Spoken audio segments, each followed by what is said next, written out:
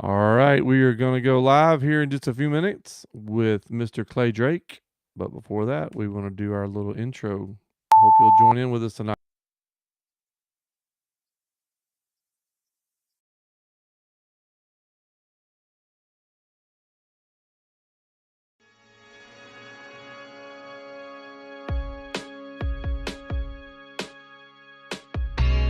There's no air in this room. I'm somewhere, lost my shoes. In this mind, you will see who you're really gonna be. Hollowed out, filled with sin. Keeping watch, I don't pretend. Feelings throw you to the ground. Pick it up and spin around. Stay true, I don't wanna be in this room. Stay true, I don't wanna be in this room.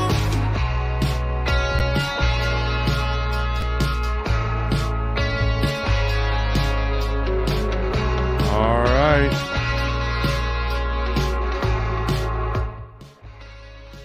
Good evening, good afternoon, good morning, whenever it is you're watching this. If you're watching with us live, obviously it's good evening.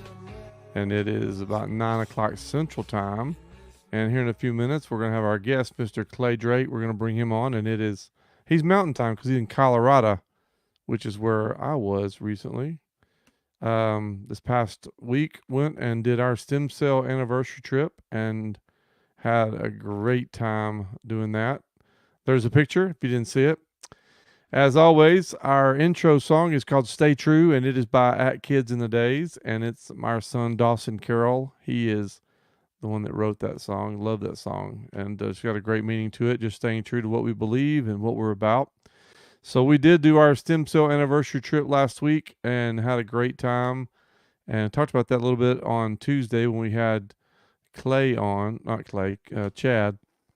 But anyway, hopefully going to be sending some other people on those trips as well and working on that. And Clay and I've even talked about that a little bit as well. So thanks for joining in with us tonight. So tonight our guest is going to be Mr. Clay Drake. We'll bring him in here. He has got a great story, and here he is right here. Yay! Hey. I've got to get one of those applause things so we can have that jump in there. A light in the background or something light up. Yeah. So people know. How do you like that song? How do you like that song? Amazing, honestly. I like it. I was bobbing song. my head back here. I was going at it. It was good. It's a good song. Yeah, I tell people every now and then, but Dawson wrote that song. He was living in a garage apartment in just like a little bitty room. And, one morning he couldn't find his shoe, and he's like, he was just trying to stay true to his vision of what he's musician and, that kind of stuff. So pretty neat song. So when I was thinking about doing the Freakcast, the podcast, I was like, I asked him, I said, man, I want that to be our theme song. I want to play that every week or every time I do it. And he's like, sure. So anyway, yeah, I love it too. No, that's special. Yeah. Man, thanks for being on here. So y'all, this is Clay Drake. And we were just talking a few minutes ago about how we met. I think you did message me on Instagram. I think that's how we met. I can't remember. Yeah, I think so. I feel like, it's been, it's coming up on 9 years this year since I got diagnosed. And over that period of time, I've just connected with so many different people, and a lot of people with multiple myeloma, some with other kinds of cancer, but somehow us myeloma people find each other. I'm not sure how. I probably do know. I mean, the good Lord probably puts us together for a variety of reasons, but yeah, we found each other. Needless to say, your story just struck me, actually, the way like you were willing to share your story with other people, and I feel similarly, and I think that's really what our initial connection was. Yeah. Well, and that's the one thing I love about you.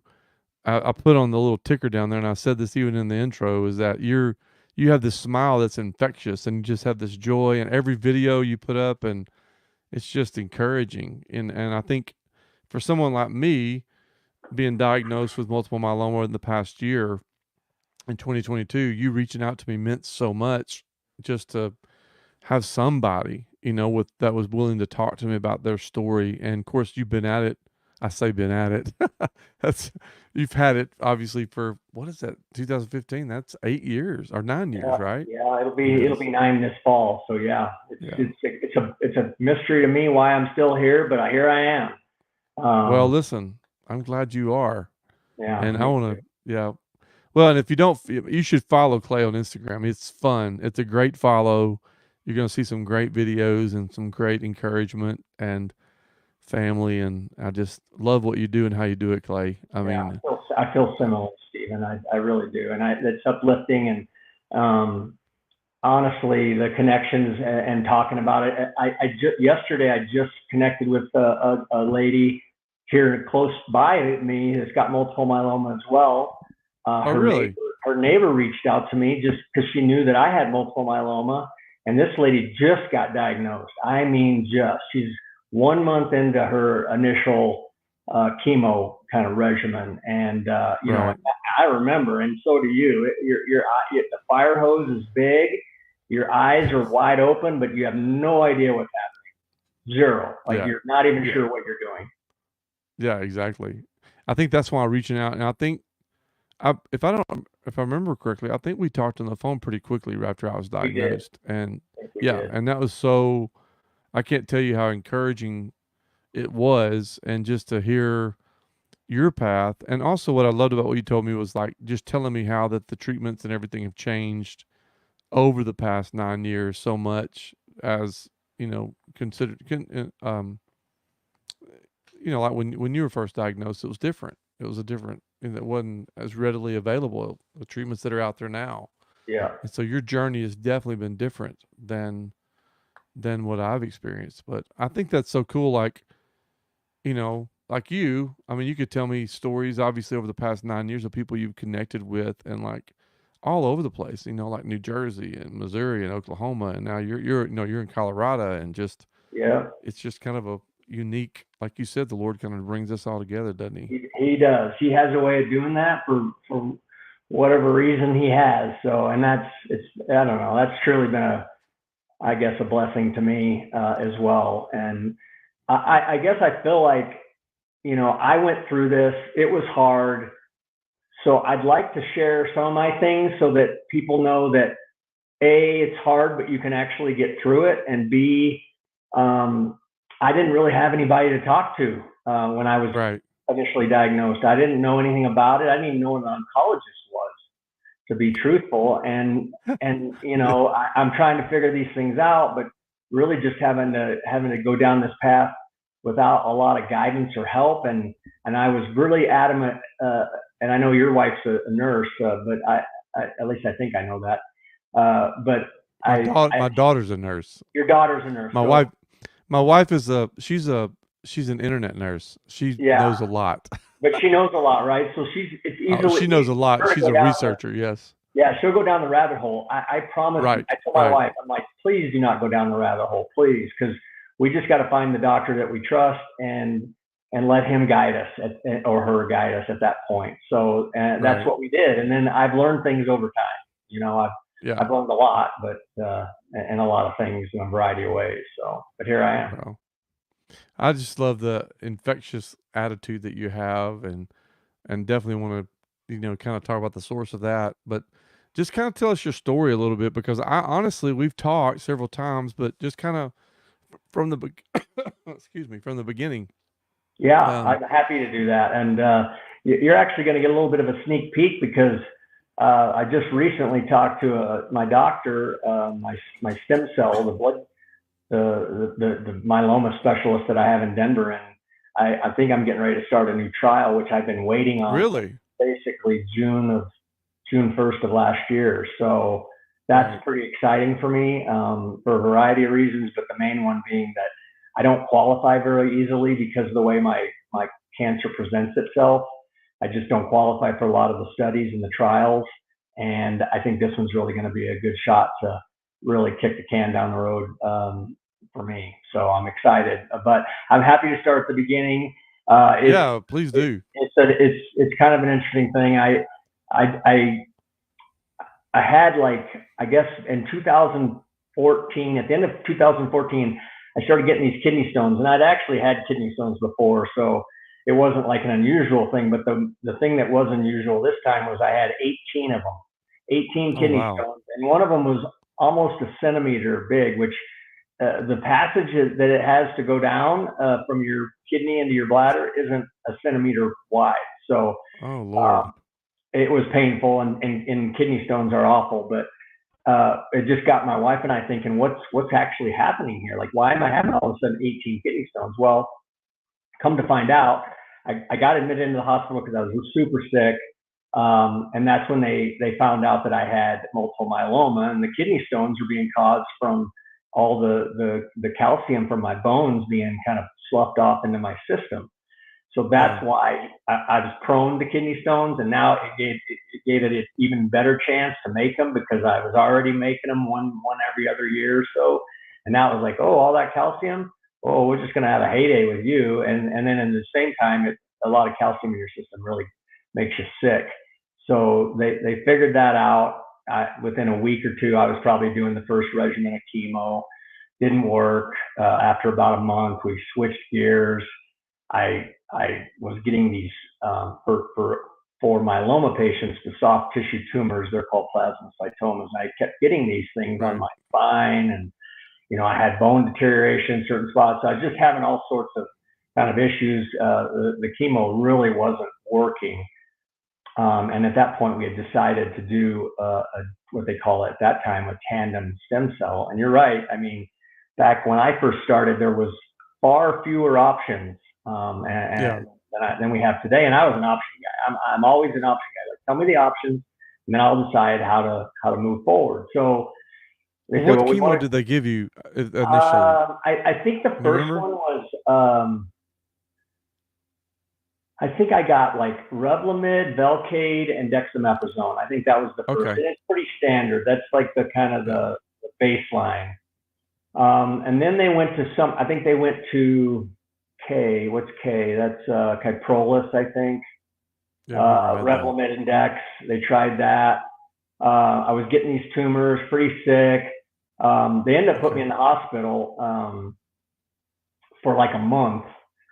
Just prior, because I wasn't healthy enough to start the stem cells. So they said, well, we got to put you in the hospital. We're going to give you this really nasty chemo. And I used to remember what it was, but I'd have to look back at my notes, but it was nasty. Like it made you sick. It was like what you expect to see cancer patients going through when they're getting, chemo, because it was all inpatient. It was awful. So, but I got through it. I made it through it, started the first stem cell, which is my stem cells. So they harvested those. We put those back in. I took a month off, and then they found a donor cell, stem cell donor that was like a 23-year-old girl from Germany, which was crazy to me. It seems like a lot of people that get them are from Germany, like get the come to find out, they, like we have on our driver's license organ donor, they have a similar thing over there that says they're willing to be a stem cell donor. So that's probably why there's more of those folks in Germany on the registry.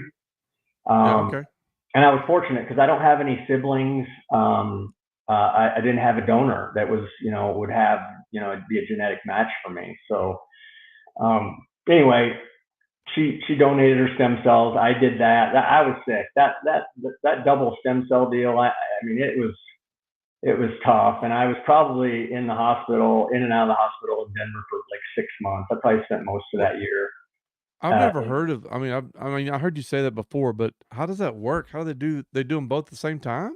No, they spread them out. They do one in 1 month. So you go through the first 22 days, and then you're close to the hospital for a few more days, and then they sent me home. I don't live very far from Denver, about 50 miles north, so that wasn't too bad. And then they gave me a month off, and I was I didn't feel good. My immune system was hammered, right? So then they gave me a month off, and then they did the allo, which was harder. It was definitely harder than the auto. Yeah, because then you have to deal with like rejection, and you have to take all the rejection meds and all that stuff. Disease, lots of different things. Your immune system is super, super depressed. I actually, Yeah. I think I was in the hospital and I got influenza B, and I'm lucky it didn't kill me, honestly. Yeah. But luckily I was there and they could get me taken care of. But so, after that, I probably spent a good year, of just recovery. And that was a long year. Like I didn't do much. I sat on a couch. I just didn't feel very good.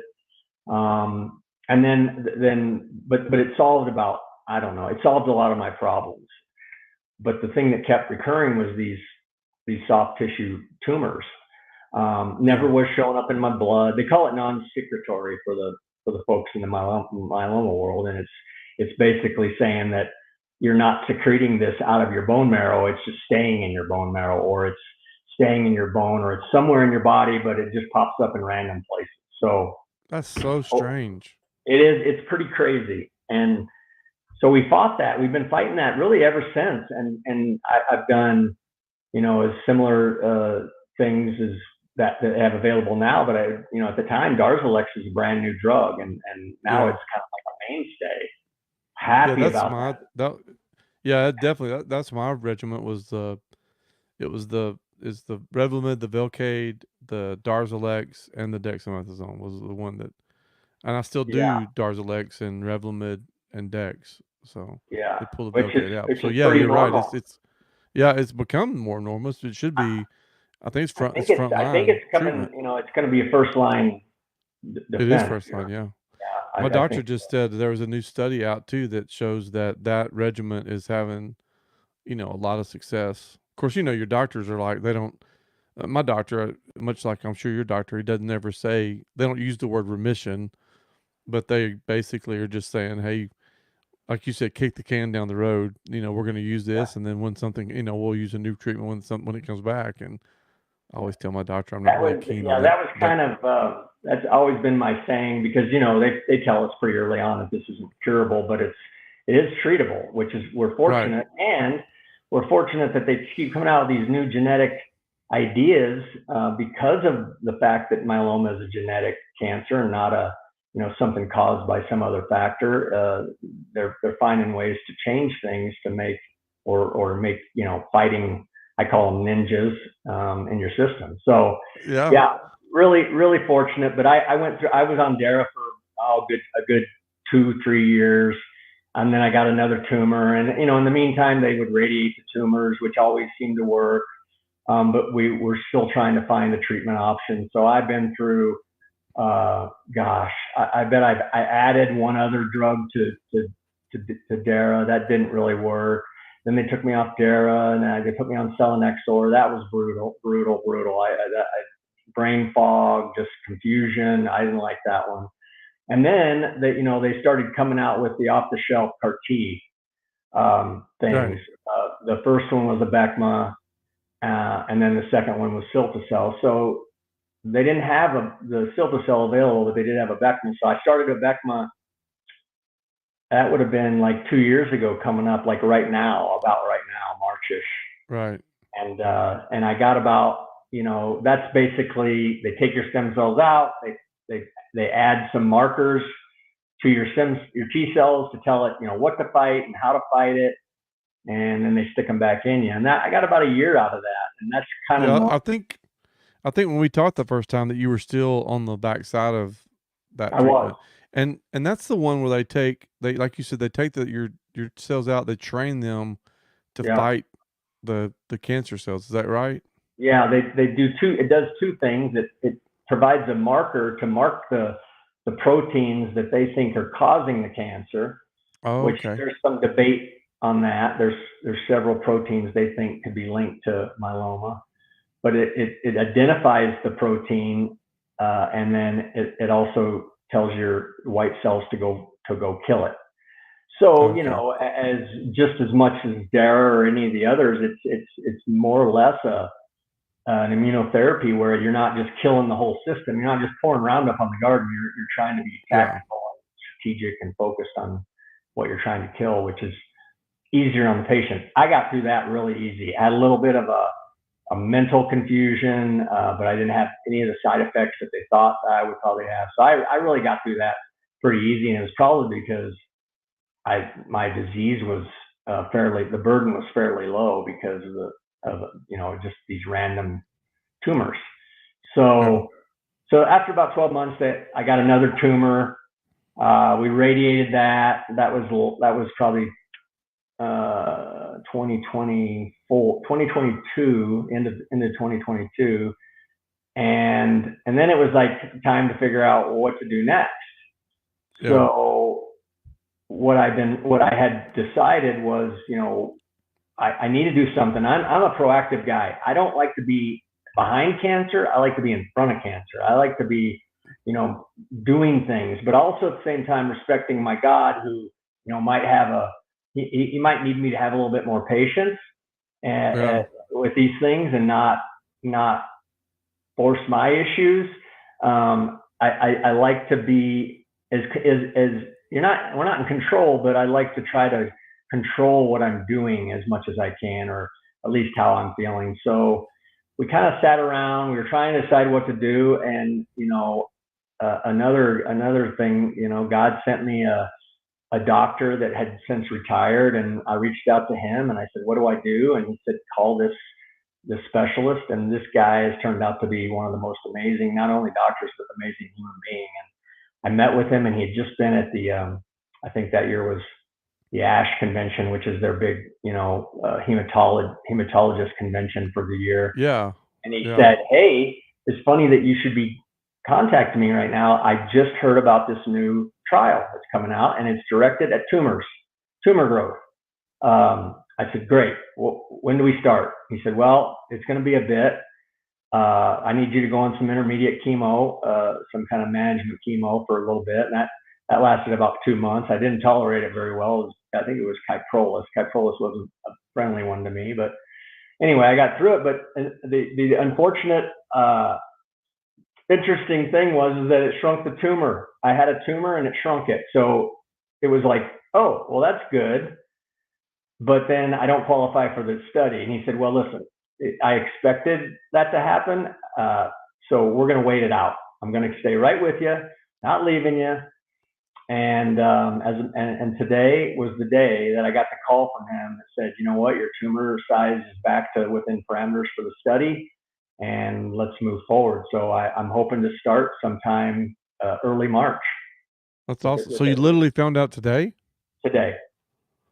Well, and I think that, so the goal of that is to cause the tumors that you're getting to stop growing, correct? Is that right? It's to kill the tumors. So without radiation, without having to do other things, basically they're having some really good luck. And what it is 2 drugs that are approved. One is teclistamab, one is tequetamab.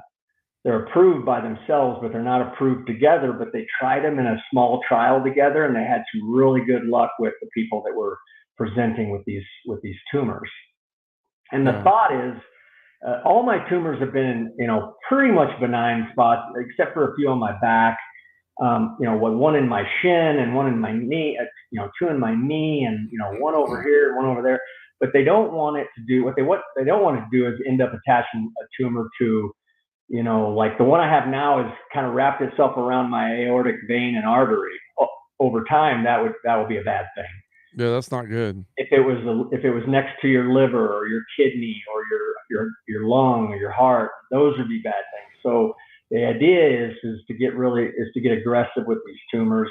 Give you 2 shots. They're just shots. They're not even a full infusion. And they give you the 2 shots, and then I spend about 7 to 10 days in the hospital, and then go home, assuming I'm okay, go home. And then it's like every week for a while, and every 2 weeks for a while, and it'll go like that until either they're happy that it's in enough remission to stop, or it didn't work, and then we figure out something else. So it's interesting, because you and I, we had to reschedule this, and now I'm like thinking, well, there you go. There's why we had to reschedule it, because that's pretty cool. Yeah, I needed to tell, and I my friend group, and if you watch me on Instagram, I've been talking about this for a long time. So whenever I see people I know in public, they're like, what's going on? When are you getting in the trial? What's happening? And so I haven't even really announced it. I've called my friends and my family, but I haven't really done the social media announcement. So you get the sneak peek, my friend. You're the That's first to awesome. hear On the the news. well, you're definitely a freak.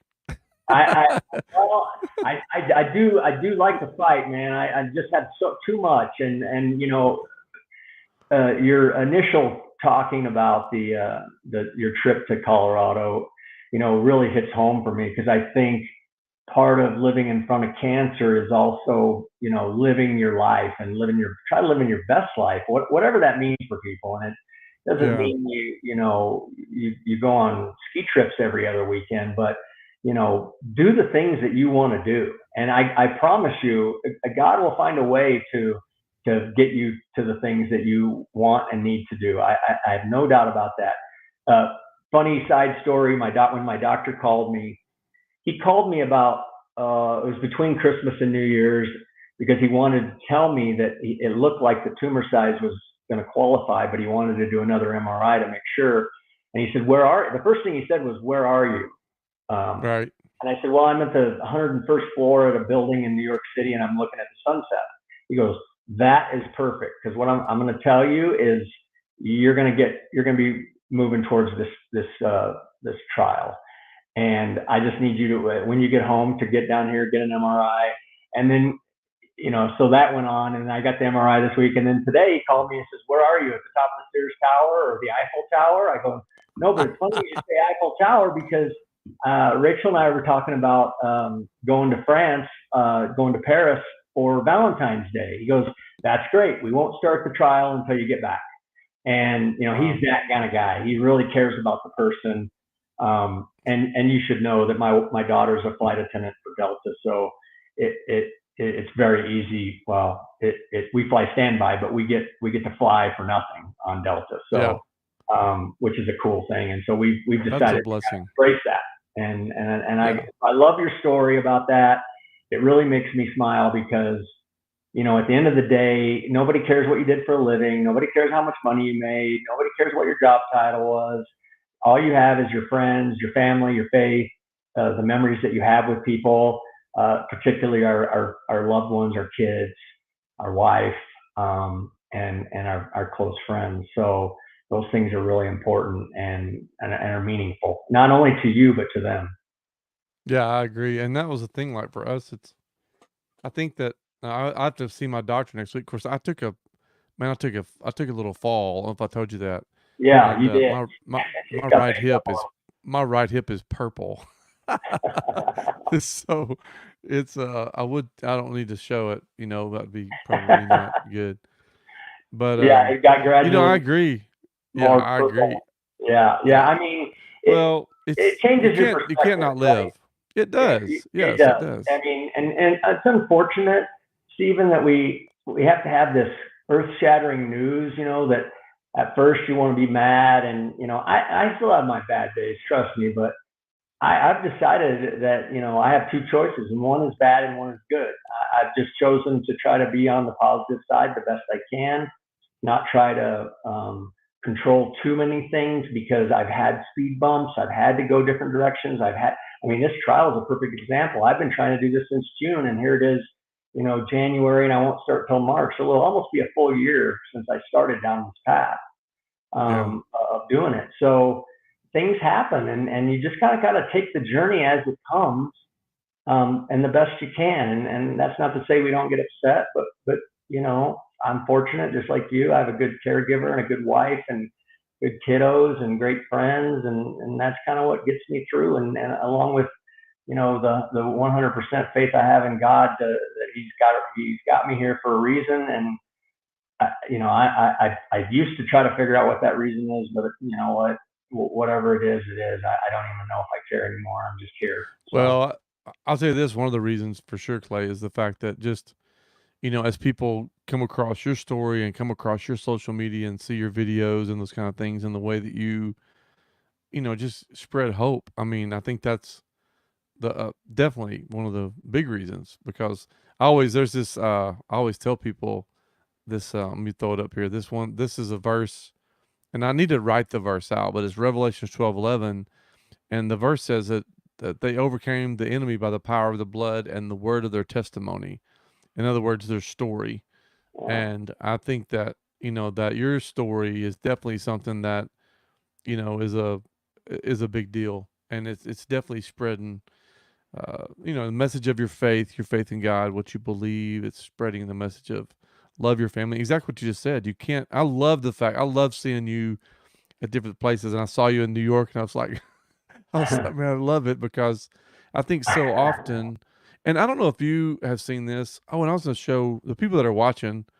Um, well, I'll tell you in a second, but I think that, and I think you and I even talked about this. Sometimes you can come across and people, it's definitely a blow to get that diagnosis, to get any diagnosis. It's a blow in how you respond, and you can't be critical because everybody responds differently.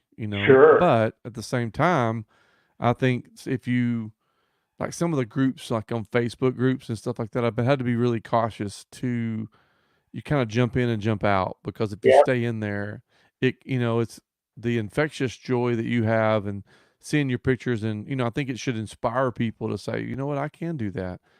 And there are times when you don't feel like doing anything, Yep. but at the same time, you gotta put yourself out there, and allow. I think there's a lot of healing, obviously being in the sun and getting outside and moving and doing things with your family and having the opportunity to go and do things and not let this thing stop you. When my doctor told me, he gave me the go ahead to say, hey, you can go, basically do whatever you want. I'm like, all right. I mean, like today, it was a long day. I started at 5:30 this morning and I just literally got home at 7:30. And but we have to go out of town tomorrow to help my son and daughter-in-law. They got some furniture and stuff we're taking to them. And so I wanted to get everything done today that I could so I could leave tomorrow. Well, one of the things was I do some construction work. And so I was taking about, gosh, I don't know how many bundles of shingles, probably 50, I guess, or so. Maybe it's not a very big house, but I took it over to the guy's house that's going to be doing the work tomorrow. And he and we moved all those bundles of shingles, and I was sitting there lifting. As I'm lifting these shingles and throwing them in, I'm thinking, I'm not sure I should be doing this, but but at the same time, I feel like I can do this. Yeah. And what I'm saying? It's like sometimes I do. you just gotta do it, And when you can, I say this a lot. Like when I feel good, I'm doing things. If I don't feel Right. good, I'm not. And I'm not Right, posting exactly. that I'm not posting that on Facebook. And I try really hard, Stephen, not to, you know, impress my will on anybody. I just say how I feel and what I'm doing and what works for me. But you take it Right. as you want. I'm not telling you how to feel because you're right. And even between, like, now that even between myeloma patients, we react differently to drugs. Our Mm-hmm. myelomas are different, and it's a That's very right. rare cancer. So, but even within that small subset, there's, lots of different people. There's probably 3 or 4 people around here, and we all have different symptoms. We all have different issues. It's different for all of us. So Yeah, I really I saw a don't want picture. to say, what's good for me is good for you. And Right. I agree. And I I think that you try hard can't. not to do that. Well, I think and then you have these expectations. I saw a picture today, and I wish I'd have saved it. It ran across one of my social media feeds, but it said, um, I may look all right on the outside, but myeloma. It made a reference to how myeloma is something that you really can't gauge. He looks fine, Yeah.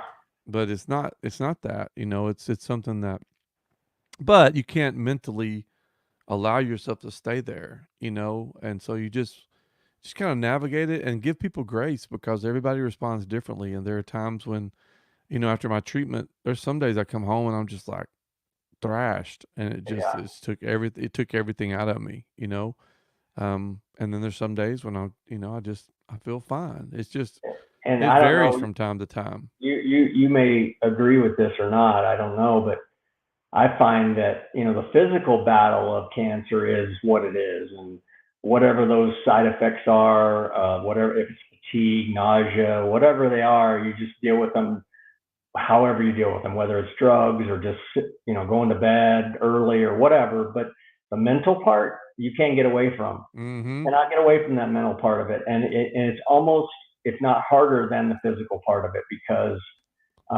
you're fighting those demons. And I think that's really what strengthened my faith, is that, at some point I'm just turning to God saying, hey, you got to help me here, because I don't know what to do with all this stuff. Like, can you clear it out? Can you make some space in my head to be clear headed and not have all these crazy thoughts about this or that I have no control of. So Yeah. that's been probably one of the benefits of my whole journey. And I've said this before, and I know it's going to sound weird. I'm living a better life now than I did before I had cancer. And I Man. know that sounds weird, and there's a lot of people out there that will say, I hate cancer and it's ruined my life, but I am definitely a better, stronger faith, better husband, better father. I'm better. I'm a better person because I have the perspective that I have. And I'm grateful for every day that I get. And hopefully I can share that light and love with people around me. Yeah, I totally agree. And I tell people all the time, and I say this pretty much every time. I think you and I have even talked about it, but who I was becoming before cancer, you know what I'm saying? The things and the foundational things that were leading to that place.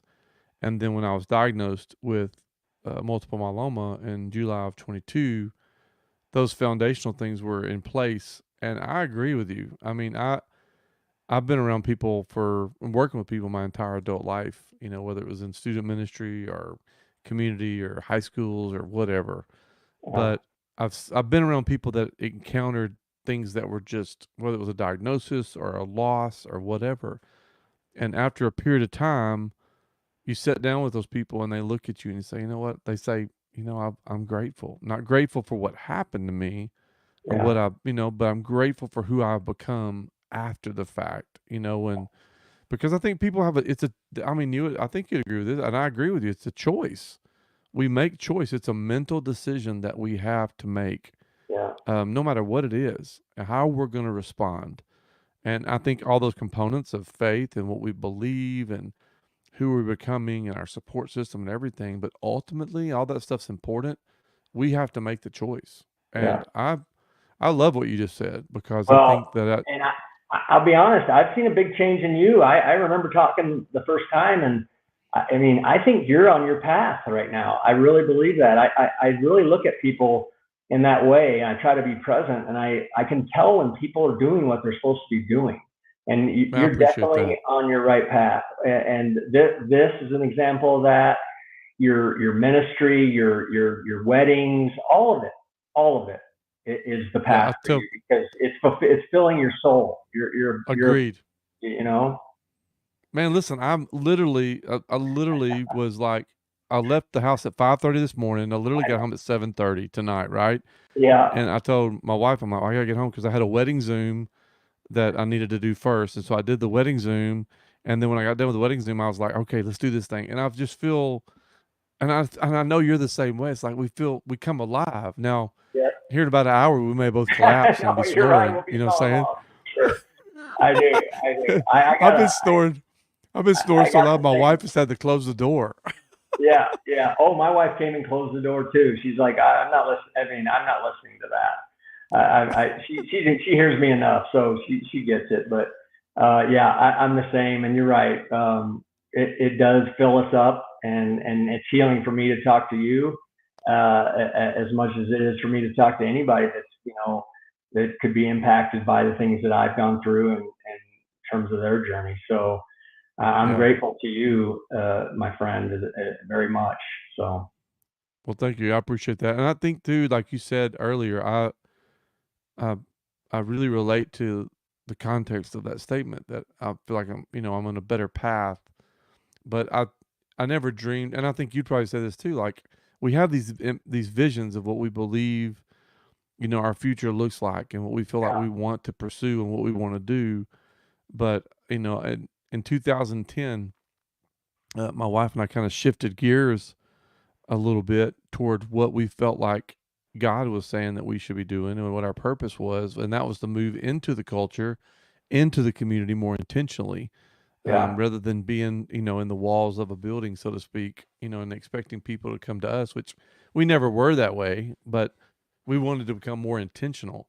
And so, but I never, in 2010, I would have never dreamed that this whole vision would have manifested itself through a wedding, through wedding business and doing weddings and a cancer diagnosis. I mean, you don't just sit down and Crazy. think, okay, it's crazy. Yeah. But now I think, like you said, this is how I say the same thing is like, I mean, honestly, I look at it and I go, well, that makes sense. I mean, look at this. It's like, and it's not that I think you feel the same. It's not that um, nobody wants to have a cancer diagnosis, right? But if you get it, how you respond to it, makes a big difference. And I Makes, definitely think different. I think differently. I yeah. respond to situations differently. Yeah. I don't get as stressed. I don't. It's like, because at this point, it's gravy. I mean, Yeah. every day Right. is it's Right. like it's I agree. I it's agree. you know what I'm Couldn't agree saying? more.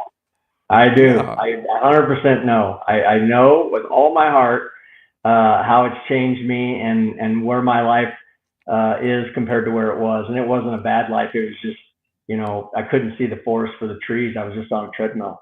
And now I'm, a much more open, different person. One of the things I changed very early on was making sure that I tell people how I feel about them, because I did not ever want there to be that's a good. burden of somebody wondering how I felt about them. And so, Yeah, I mean, you hear me say I love you a lot, because that's how I want to tell people I do love you. I love you like I'm supposed to love you, which is like myself, like God. So I'm trying to get to that level, and I think the only way to get there is to feel it and to say it and do those things in your life that that maybe you were hesitant to do because you're afraid people would yeah, judge you differently. So yeah. I agree.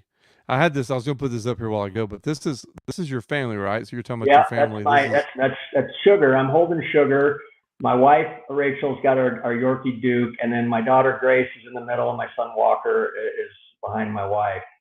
okay. Yeah, Yeah, if you guys that are listening, I got a picture of Clay up and his family, and you can find him yeah, on social media. His Instagram is at Clay and Duke and Sugar. yeah, yeah. The Yeah, more the merrier. I'll follow right back, and I'm yeah, always open to anybody's questions or comments, and it's just a good space for me, and good, and hopefully good for others. So I that's a beautiful family, man. So our appreciate that. daughter, her middle name is Grace, Megan Grace. So we Well, have a. that Grace is a Southern name. I grew up in Texas, and my great grandmother was I didn't named. know that. Yeah, yeah. It's a Where, Southern name, I think. Pretty where in common. Texas did you grow up? I was born in Lubbock. Lived Okay, there until I was about 4, and then I lived in San Angelo, Texas, for about till I was probably 9-ish, so maybe 3 years, and then that's when we moved to Colorado. So I've been in Colorado okay, most of my life, but Texas is still kind of where I came from, and a lot of family down there still too. So right. And you yeah. guys live, what part of Colorado do you live? I forgot. We live just north of Denver, so about 50 miles north of Denver, so about an hour's trip to Okay, Denver for us. all right. That's Windsor. It's Yeah, a little town called Windsor. next time I come out there, we need to. I'm gonna make another Yeah, trip I out there. We love need to that. I connect. love Oh, that'd that. be great. Yes, yes, Yeah, that'd sir. be great. So you're one thing I love about what you do as far as with multiple myeloma, and this is something that I want to. Um, there's a couple things I want to talk to you about, or kind of get your thoughts on, but becoming more of an activist. That's not the right word, but what's Maybe the an word I'm looking for? advocate. Advocate. Yeah, an advocate for. I Yeah, mean, and I love the way that you um just raising funds and raising yeah. awareness, and that's one thing that I'm trying to get to. I've got my credentials to volunteer on the stem cell floor, where I had my stem cell transplant here in Dallas at T Boone Pickens is the hospital. I'm Amazing. waiting on one. We're having a me and the we're having a conflict on some immunizations. So anyway, I won't, I Okay. won't go into detail about Yeah, that, but but you'll get you'll figure that out, I'm sure. Yeah, we'll figure that. Yeah, we'll figure that out. But I just love how you are an advocate for that, and you also. I've got a picture here of this deal that you did. That's we have what we call the Cattle Barons Ball, and it's American Cancer Society's fundraiser in northern Colorado. We were able to crazily, basically in one night, raise over $1.2 million. And it was only because of our deep, love of American Cancer Society. Come to find out, Darzalex was originally funded by ACS way back when they were, just trying to figure out if it was even going to be a helpful drug. Right. So really early on. And so once I heard that, I was all in on American Cancer Society. And so they do some amazing things. They do the Cattle Barons kind of thing in Dallas, and it raises like $6 or $7 million in a night. So I need to get connected with that. We're small on that side, and I can help you with that, but because I've got contacts. But ACS has been near and dear to my heart. I actually go to Atlanta. Well, sometimes it's on Zoom, but I'm a patient. What do they call it? A patient stakeholder for some of their groups that evaluate grant requests. So I got involved in that. I can't even tell you how I exactly got involved with that. Some friends of mine got me kind of hooked into ACS, and then I started feeling better, and they said, well, would you go to Atlanta and do this? And it's really cool because you're sitting in a room full of doctors, and then they're talking about the science of what they're trying to propose.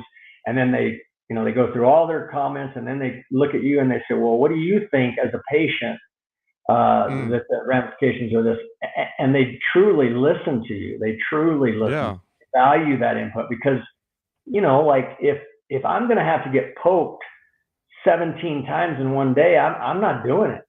And so I just am not. Like, I'm not against being poked, but like that's too much. So sometimes they don't see it from the patient standpoint, but there's usually a couple of us there in these things, and they really do listen. So that's another way I've become involved. I'm also involved locally in the healthcare provider that's been taking care of me this whole time, and helping them with their fundraising efforts too. So I am fully convinced that I need to give back to the people that have given to me. So I do that in a good way. That's where I'm at too. And one of the things I'd talked to the stem cell doctors about, how they have before I had my stem cell transplant, we had this patient meeting. So there's like me and maybe 2 or 3 other patients that were going to have our stem cell, transplants coming up. Yeah. And so they're giving you, I've got the book right over here, actually, just this thick book of, I won't bring it out, but information of just everything. And I told them, I said, it'd be so helpful to have a patient in that room at the same time that would just kind of share from their experience. Because for me, like talking to you helped me a ton. And then I had some friends here locally that had stem cell transplants. And so would, get with them, and they would kind of walk me through things and kind of talk to me about what the process was going to be. Of course, you had 2 of them back to back. So, that whole process, but I just think I sat in a room with 100 people. There was 100 people in that room. Really? Yeah. Really? I mean, basically what I came out of that was that I couldn't shave my face with a straight razor or a razor. I had to use an electric razor. And I was bound to get sick if I didn't take care of myself. So overwhelming, to say the least. Oh, that is overwhelming. And then, I probably have forgotten actually more than I remember about even the transplants, because it's been a while now, but I felt the same way. Like, okay, I'm going to do this. This is my education. I check the box and let's get going. Cause I don't know what to make of all this, to be honest. Yeah. Well, and cause your stem cell transplant, was it 2016 or? 16. Yeah. 2016. Yeah, I mean, one of the people, her name is Tennille, and I'm going to have her on here at some point, but she, her stem cell transplant was 20 years ago. It's crazy. So, there are some of those people. Yeah. She didn't have multiple myeloma, but she had another, because stem cell transplants aren't just for multiple myeloma, Right. um, but at the Leukemia same or time, non-Hodgkin's or yeah, yeah. right. But she, man, talking to her was like, I talked to her several times over the fall before I went in, because it was just, I don't know, there's just something about talking to somebody that had it done 20 years ago in the same facility, same, everywhere I was at, and it just made such a big, gave me so much hope. And she would even tell me, she said, "Well, my kids came in and climbed all over me, and just things like that." Which, Yep. and I mean, it's not like they weren't cautious, but No, of course. No, but she I basically took the edge off of yeah, it, the where point is because that you're going to get through it. You'll have your bad days and good, but right, and that's what I tell people now. Like you'll get through it. It's not fun, but you'll get through it. I promise you'll get through it. yeah. Did you see? Did you Yeah, get go the ahead. post? I'm sorry, I didn't mean to interrupt you. Go ahead. No, no, that's okay. I get so excited talking to you. Yeah, I feel the same. I have this. My wife did this post. I don't know if you saw it or not, but man, it was the best thing. I'm gonna share. Let me see if I can get over to it here. I wanted to show you these. She did a deal where she did these side by side picture comparisons that were just awesome. Let me see if I can. I think I can share. I think I can share this. Let's see. Um, yeah, I can share this. Let's see here. Um, is I that remember showing? when no, it's not showing on my side, but I was going to tell you. You talked to Oh, this here it is. guy. Right here. Here it is. Okay, Okay. here we go. There it is, right there. There you go. Yeah. So Yeah. she did these side by side comparisons. So basically, she did this post. It was she's an incredible writer. But like, that's me in the hospital, and then that's me a year later, and Yep. then, um, and then this one here, like you talking about, you have bad days and good days, right? And this was like obviously a bad day, and this is a year later, and it was the coolest post. But I think it relates to what you just said, is that, here, that's me, and when you're in the hospital, of course, I'd lost my hair at that point, Yeah. and then here I am walking a year later. It was just so cool, man. Isn't that cool? And It is. this was fun because this was the day I'm in the hospital watching college football, same jersey, so, Yeah. but like you said, it's just perspective, right? I don't know, it's 100% just, perspective. I yeah, can it is. remember a couple years ago, I had pneumonia. I'm kind of been prone to pneumonia because I've had some lung issues. When I did the second stem cell, the graft versus host got into my lungs, Oh, and it kind of caused some problems. So I've always kind of struggled with that. But I was in the hospital with pneumonia for like a week. Got out. I felt so good, and this was like December, right after Thanksgiving. I'm One day I'm in the hospital fighting pneumonia. The next day I was playing golf. So that's the kind of wow. thing that you got to remember that. And the only way you're going to know that is if it happens to you. So you don't know if you don't Yeah. know. So when you do know, though, you're like, all right, I remember when I did not feel good. I was on the couch. I was on the couch for one solid year, 1 year, feeling terrible. And I thought the time would never pass. And that was, 7 years ago. So here it is, all these years later. Yeah. I feel great right now. I'm getting ready to do a treatment that'll probably make me feel crappy for a little bit of it, a short period of time, but whatever. I'll get through that just like I've gotten through everything else. And, Yeah. that only Well, comes with especially those if it stops experiences. the, especially if it stops the tumors, and Yeah, that way I'm you anxious can, for that. I really am because yeah. I don't know if it'd be worse, it always showing, being worried about my blood test, because I don't have to worry about my blood test. Everybody else is worried about, That's lambda, me. kappa, and light chains, and I don't have to worry about that, and I don't have to worry about bone marrow biopsies because where they take the bone marrow biopsy in my lower back, I've had radiation, so it's killed all the cells down there, so that doesn't show them anything.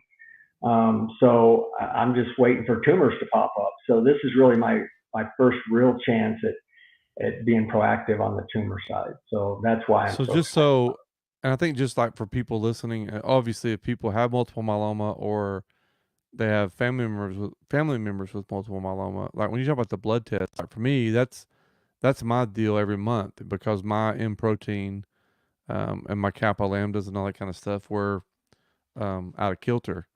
But Yeah. but I think that but your test your blood. I was going to ask you that a while ago. So like your M protein, which for those that don't know, like multiple myeloma, the plasma attacks the plasma cells, and the plasma cells then produce this monoclonal protein instead of antibodies to fight infection. And but your M protein is not. I No, mean, you don't have to worry about not, any of that right not now. affected, not affected at all. And so it's frustrating and great at the same time because I don't get any anxiety about the blood tests. Right, But at the same time, that's not how we're tracking my myeloma. We're tracking my myeloma with PET scans. So we're looking right, for things that light up. That's what we're looking for. So right. Well, like you that's the said only, earlier, everybody's journey is different, and it everybody's affects journey. everybody, differently. I mean, there's a Yeah. lady in Arkansas that I'm familiar with, and and bless her heart, she's been in and out of the hospital a lot. She's had to have her path is just different, and you can't like when I talk to her, it's like you and I talking. It's like okay, well, okay, yeah, Steven has to go once a month for blood work, and that's how they're tracking.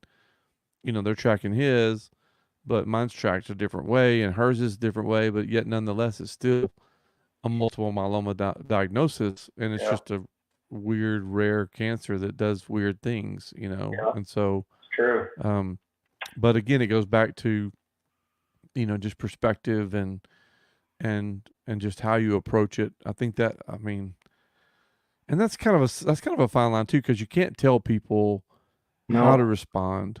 No. They have to make that choice themselves, and then you can't be critical if they don't respond the way you do. I mean, they So have their true. path that they have to take, right? And so Yeah. it's just, So true. I. but people do that so often. It's like we expect people. A mentor of mine used to tell me all the time. He said, he would say, you know what, Stephen, the thing that helped me the most was to realize that not everybody thinks the way I do, and that's okay. I Yep. mean, we all think differently, and Oh, so Steven, I've been a people pleaser my whole life. So me and you both, I'm not saying I'm not a people pleaser anymore because I still am, but at the same time, I'm going to say what I got to say and apologize if I need to apologize. I guess is the only way yeah, I can say it. And then you're right. Not everybody's gonna connect to me. I'm not looking for the connections that way. I'm just saying what I have to say. And if someone connects with it, great. And then reach out to me. Then I'm happy to tell you my story. But right, yeah, that's been my life, my whole life. And my wife's a type A alpha, and so she doesn't care anything about that. And so it would make a good combo, especially when it comes to her being my caregiver. But I've always been yeah. worried about what people thought of me, and now I'm going to be who I am, and if they like it, then they like it. And I'll still love you. I still will, even if you don't like it. But I know I can't please everybody all the time. So Yeah, that's that definitely. And I've always been. In fact, I had a counselor years ago. I was in my early 20s, and he told me that he said you're a flaming codependent. And so he was just just talking about how much I needed people's approval, which was just the craziness of it all. And same. yeah, All and the I way think from childhood, really. I mean, yeah, parents' approval, yeah, all of it, yeah. yeah, and I think Just too, and I believe like that's one thing that I still you still battle the things that you've battled, but the perspective on it is a little different now. Like you said earlier, after the diagnosis, it's not as I don't know, it just changes. And hopefully it does, and you just have to. I think that and that was the two posts that my wife put up. It's like because people don't know they don't know your journey, just like I don't know theirs, no. and I think so often, especially with the social media the way that it is, and we can easily, um, I hate to use the word judge, but it is true. Oh, for sure. We can become so judgmental when we need to be more Yeah, compassionate. it's easy to do. I mean, we have free will. We can pretty much do whatever we want. So Yeah, it's easy to judge, and it's a constant battle for all of us. Really, is you know, whatever it is on the highway and somebody's going slow and you're like, get out of the way, let me go around. Agreed. Yeah. To more important or more specific things. So yeah, I'm in the same boat, and I try real hard. Not perfect. I'm a sinner, just like we all are. So I just am grateful for God's grace and thankful that He gives it to me and loves me like He loves you and everybody else. So Right. Exactly. Yeah. I had this other picture too. This is you and your wife, right? yeah, that's Rachel, my wife. Yeah, it's kind of a cowboy, obviously cattle baron's ball, and we were really lucky this year because we had such a good group of people helping us. You can't imagine the amount of help that we have to pull this thing off. It's in a tent. No, I was watching your videos, and Oh your gosh, it's videos like were just, a yeah, it's 150 crazy. foot tent by 400 feet. Like it's more than one tent. It's set in numerous tents, but and having the decorations and just everything. And it was so. I mean, it was exhausting, but it was so uh, Fulfilling. fulfilling. And then Yeah. we were glad it was over. And we, not. And then for a while, we were like, now what do we do? It was every day, and now we don't know what to do. But we find ways to fill our time. My wife's a real estate agent, and fortunately, that's Yeah. still a pretty good thing here in Colorado. So, but yeah, so here we are. That's awesome, man. Well, Yeah. I just want you to know how grateful I am. I think, Oh, same. man, for your story and just for your relationship. I mean, because just I mean, for people that are listening or watching, it's not like you and I just jumped on here. I mean, it's like we have conversations, over the past year, pretty steady, and they've been such a blessing to me. And I just love watching your social media feed and just and being encouraged by that. And then I meet new people by following you, because people that have multiple myeloma Yep. and Yep. been diagnosed with it, and Oh, and there's some bright lights out other there. forms of cancer too. Do what? Yes, yes, there's some bright lights. I mean, Right. I have met some really amazing people through social media. So say what you want about social media. There are some good things that come along with it. Absolutely. And I It's just wouldn't be able to it's a keep up with tool. you if it wasn't for this media, this port, this kind of platform. So I'm Yeah. grateful for that too, because I like to see what's going on in your life. It's not like I'm on there every single day, and sometimes if I don't have anything to say, I don't say anything, and it'll be a while. But at the same time, when I want to, I know I can find it, and Yeah. it helps me just as much as it helps. Hopefully I help other people. So Yeah. it's Well, awesome. man, I agree 100%. I was going to say uh to that when it comes to the awareness and just being aware of what's going on around us. One of the things that you and I have talked about too, you told me about a patient camp thing that people can go to, because I was telling you about the dream that I have to send stem cell patients on like 1 year anniversary trips. That was the whole purpose of what Yeah. I did. And actually I have 3 patients that I'm working with now. One is recent. I'm trying to work on to get him to a playoff game. I'm not sure we're going to pull it off, but if the Cowboys make it past this weekend, we're going to try to get that taken care of and Oh, I love surprise it. him. Yeah, surprise him with that. And he's not watching that I know of. So, um, but yeah, if you're listening or you're watching and you've got some links to the Cowboys, message me because it would be awesome to Listen, be able to the surprise. sports things for me are I'm a huge sports guy. I don't even care what the sport is. And Right? I've been really fortunate here in Colorado that I've been able to do some really amazing things. I've dropped pucks at Avalanche games. Really? I mean, and that was really shortly after I finished treatment. So I've done college basketball things. I've done AHL hockey. I've done Denver Broncos stuff where you're on the field. I mean, I've done, and so I love that stuff. I just think it's just It's my niche. If I invigorating. It's invigorating for me, and because I love Yeah. sports, I really do, and I know how hard they work to be at that level, or at least I think I do, or I appreciate how hard No, absolutely. Yeah. Well, and I have and a son. I think that's amazing, honestly, Yeah. that Well, we're gonna try to do that for him, and hopefully then work that out. we're gonna try to do it for him, and then I've got another lady that had a stem cell transplant. Her anniversary is in May, end of May, and she wants to go to Disney World. Her name's Lacey, and she wants to She wants to be involved in helping, send people on trips and stuff like that.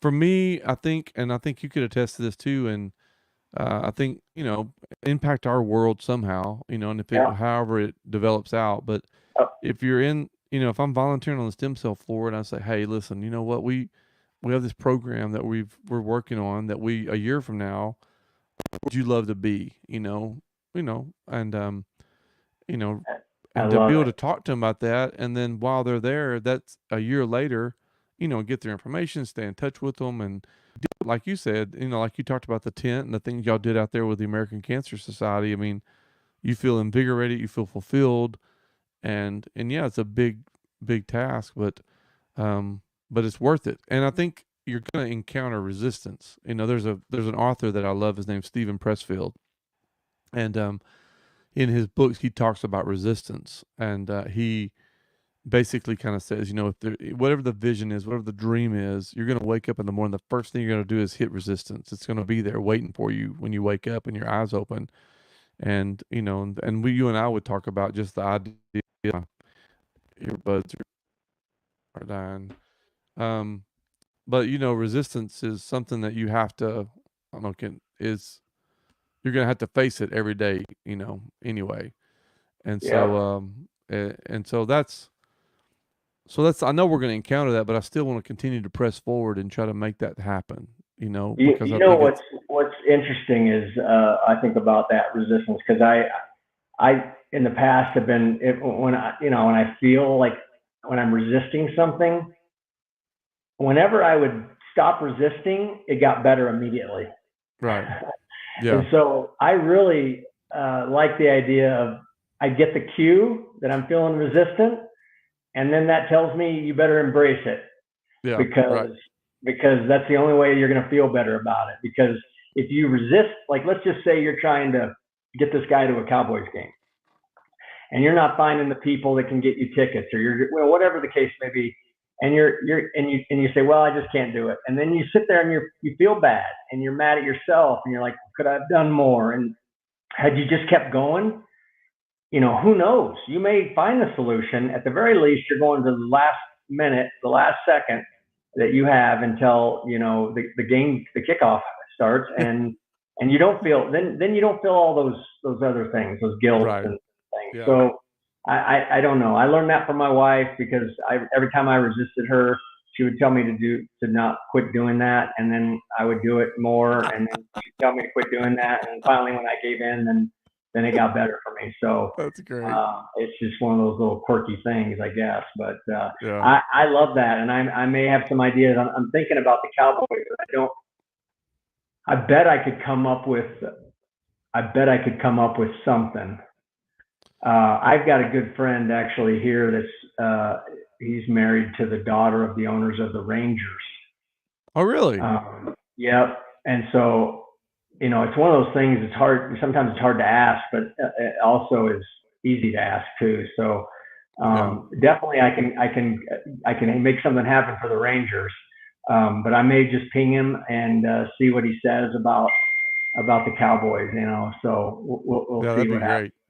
Yeah, Well, and I've got a I'm couple happy to things. help in any way I can because I do love the sports thing. Well, the guy that we'd be giving this to is a guy that he and I were in the hospital at the same time, and so his anniversary is right in the same window that mine was, and it'd be fun because again, I right now he doesn't really know about what I'm doing as far as I've talked to him about the podcast, but the freakcast, but he's not listening, most likely, and so if he is, that's cool too, Yeah, but it could be a really cool surprise to show up. I'd love to be able to sure. show up and say, hey man, get ready, you're going to the Cowboys game because he's definitely gonna be watching. He's a huge fan, and so Yeah. we'll see. We'll see if that One works out. thing just off the top of my head before we go, the provider, your provider, I promise you, they support the Cowboys in some way, fashion, or form.